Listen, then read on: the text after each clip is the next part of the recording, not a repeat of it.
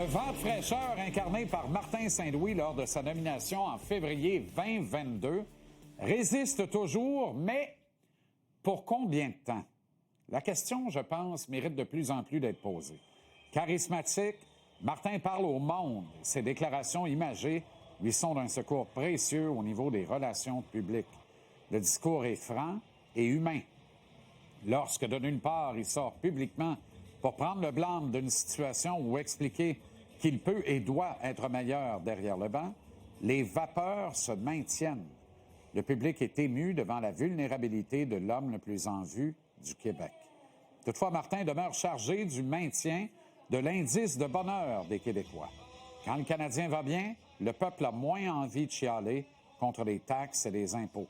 Il attend moins grogneux pendant des heures, voire des jours, aux urgences.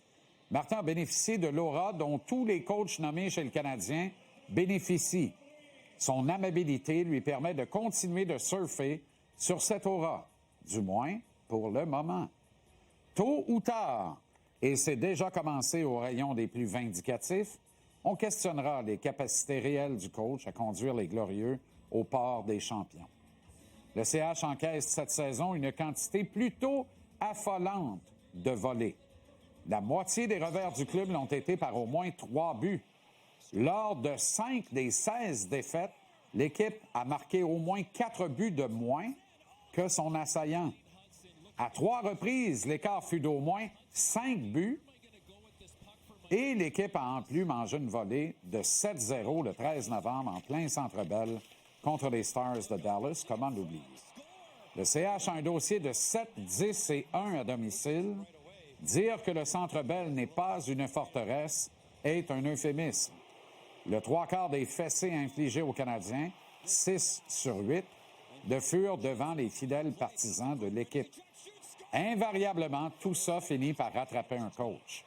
Heureusement, Martin peut compter sur des jeunes talents spectaculaires auxquels les partisans s'identifient. L'équipe se fait pelleter 5-2 un soir donné.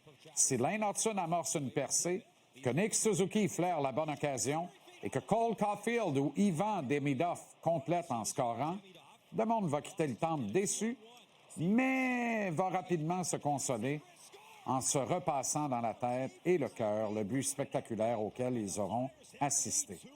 Martin a le luxe de compter sur un groupe de 5 joueurs vedettes.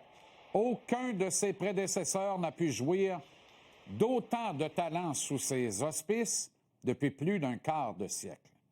Mardi, les Flyers de Philadelphie ont offert une clinique de hockey au CH.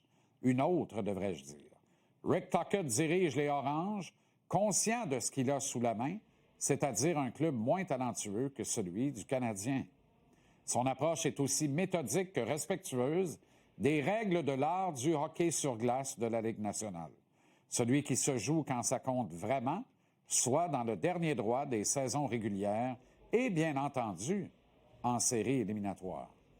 Mardi soir, on avait d'un côté 20 individus dirigés en vase clos parallèle par un gars qui veut que chacun d'entre eux atteigne son plafond individuel, voire le fasse exploser. Et de l'autre, 20 individus dirigés collectivement par un gars qui veut composer la recette d'une équipe qui va surprendre le monde du hockey en se classant pour les séries éliminatoires. D'après vous, lequel des deux est Martin Saint-Louis, l'autre étant Rick Tocchet? Martin Saint-Louis fabrique des gagnants de trophées individuels. Tocchet fabrique des gars qui, mis ensemble, veulent gagner la Coupe Stanley. La nuance est mince? Probablement. Elle est quand même palpable. Elle est cruciale, en fait. En clair, on voit beaucoup trop Adam Nicholas et pas assez Martin Saint-Louis dans les images tirées des séances d'entraînement de l'équipe. Le Canadien est dirigé par des universitaires issus des rangs collégiaux américains. Ceux-ci aiment beaucoup la jeunesse, surtout celle qui a été formée par des institutions chez nos voisins du Sud. Une jeunesse qui a tout à apprendre et qu'ils peuvent développer à leurs mains sans recevoir trop de contestations en contrepartie. Ça les rend très, très confortables, les dirigeants. Cette direction me donne l'impression de vouloir marquer le pas de son règne à la tête du Canadien.